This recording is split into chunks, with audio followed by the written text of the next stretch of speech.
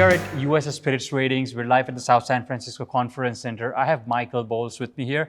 He's a sake buyer at Wally's Wine and Spirits in Los Angeles, right, Michael? That's it. So thanks for coming in all the way. Thank you. Lots to chat here. I really wanted to chat about sake programs and how if you're a wine store or a spirit store, let's say, how you guys can implement sake and try to get sake movement going, right? So Michael, why don't you introduce yourself? Just a little context about your background, Sure. how you've started, and just tell us a little bit about your role. Yeah, so after I lived in Tokyo for almost 9 years, and then I moved to Los Angeles right as Wally's was opening. So I opened the flagship Beverly Hills location. As in terms of sake, sake within the Japanese market has really been dropping year to year, sales-wise, unfortunately, for a lot of different reasons, demographics. Also, international cuisines have become more popular, so many people are drinking more wine or beer and spirits. In terms of sake overseas, however, we've had double-digit growth year on year for quite some time, especially in the U.S. 25 or 30% of all exported sake ends up coming to the U.S. market. Especially on the East Coast and West Coast, sake has really been a growing category. In general, people have been realizing that you don't need to be eating sushi, or you don't need to have Japanese food in order to enjoy sake. Sake really does drink like wine. So, when I set up sake by the glass, we had a lot of success with, pairing them with cheese boards or pairing them with jamon serrano or with jamon iberico. You don't have to just be eating fish or Japanese food to really enjoy the nuances of sake. So, if you had to explain what is sake just to, an average person, how would you define what are the tasting profiles? What is it made of? Yeah, well, sake, it's very simple in the sense that sake is made with water, koji, which is the mold, and rice is really what you use to make it. So, sake is very clean because there's a large percentage of water, and the water is really what affects it more than anything.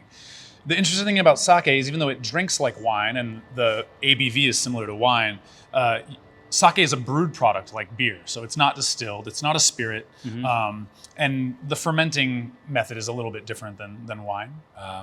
But sake is very approachable, and there is a wide range of styles, so it really does drink more similar to wine in terms of food pairing. Okay. And when you're trying to you don't have the category in your store, but you really want to get started, how do you start? What would you advise people to start with having minimum this kind of styles?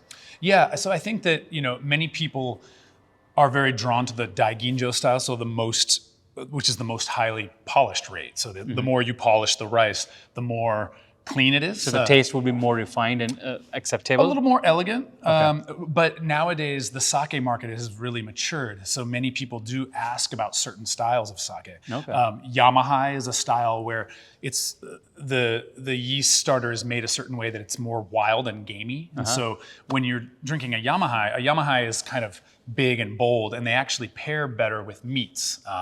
There also are a lot of seasonal sakes that you can add to your profile.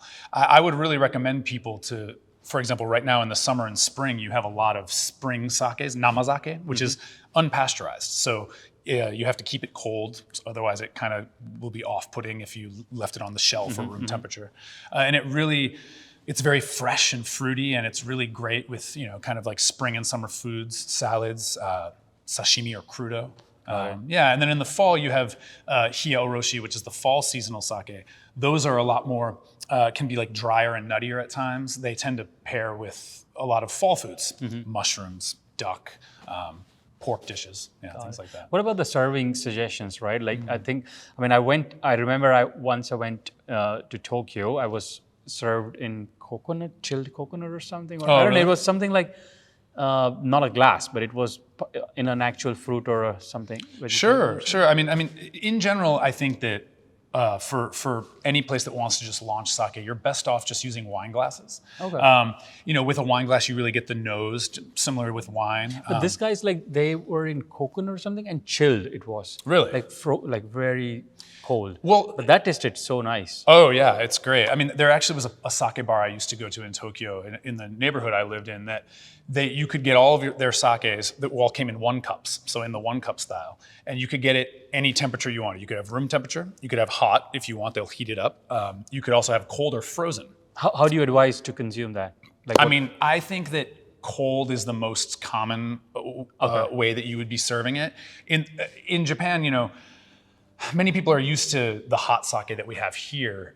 Is usually it's hot sake tends to be lower quality sake, right? Like the sake you get from the machine, the sake that people use for sake bombs, which is a very shots. Yeah, exactly. Dropping the shot glass in the beer, which is an American style, but that also is really what made sake approachable for many people. So now we're at a point where most sakes you drink are going to be drank cold. Sometimes at room temperature, but like I was saying, what you're saying with the really chilled coconut that you had, frozen sake, basically you take that one cup and you shake it, it becomes like a slushy. So it's like a sake slushy. It's amazing, especially on a hot day.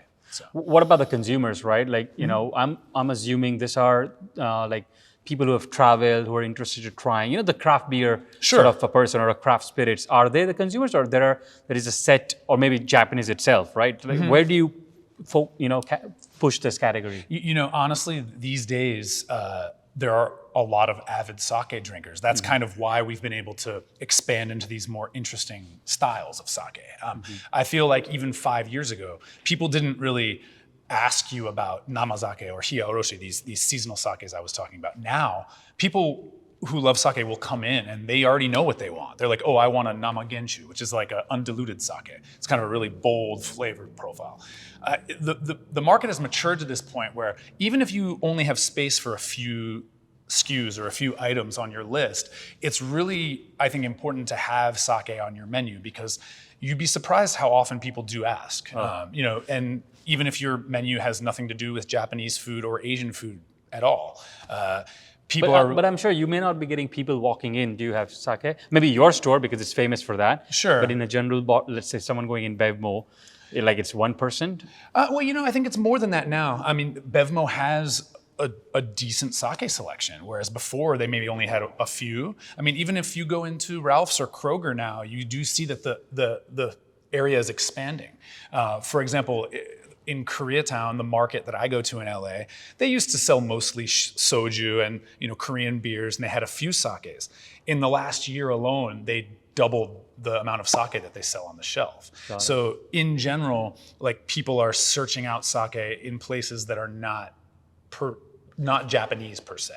So, you know, I think this is a very good time for sake. It's really been growing internationally. It's been very popular, especially in China, Singapore, Taiwan. Have been some of China and Hong Kong are the largest export market by volume, but the U.S. has been the #1 in terms of monetary value. Who are some good importers where people can, you know, find a good selection? Well, importers, I mean, distributors, or just... I believe importers, right? You have to import from Japan? Yeah, well, so you can get a lot of...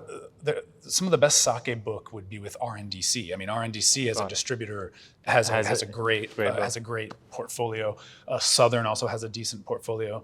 I mean, import-wise... Are there any specialist importers or distributors? There are definitely a few specialist importers. They're usually Japanese importers that then specialize. JFC or Mutual also have a large book. And they would carry whiskey and have a sake portfolio. Oh, sure. Well. Yeah, they and increasingly Japanese gins as well. Nice. That's been a very fast-growing category for the export market. Got it. So, you know, there really is this is actually a time, and actually this is kind of what I'm going to be talking about a lot on Wednesday, is just kind of the different Japanese categories and how they've kind of been having a moment. Yep. So this is actually a really interesting time for people to, whether you're an importer or a distributor or just a buyer for a restaurant or a small shop, this is a time to really expand in the Japanese sake and Japanese wine and spirits in general. Yeah. Cool. Thanks, Michael. Thanks, Sid.